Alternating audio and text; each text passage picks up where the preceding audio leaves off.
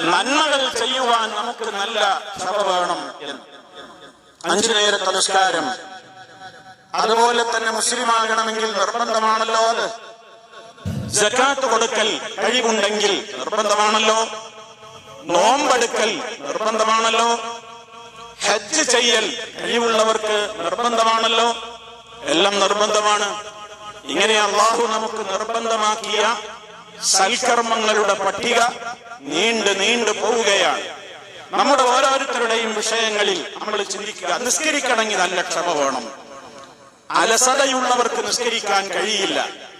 മുനാഫിക്കുകളെ കുറിച്ച് അള്ളാഹു പറഞ്ഞത് എന്താണ്? അവര് നിസ്കാരം പലപ്പോഴും അവർ ഒഴിവാക്കും. അഥവാ നിസ്കരിക്കുന്നുണ്ടെങ്കിൽ തന്നെ അലസന്മാരായിരിക്കും. ഇതൊക്കെ പരിശുദ്ധ ഖുർആനിന്റെ വചനങ്ങളാണ്. ആയത്തുകൾ ഓരോന്ന് ഉദ്ധരിക്കാൻ നിന്നാൽ സമയം വൈകിപ്പോകും. അതേപോലെ തന്നെ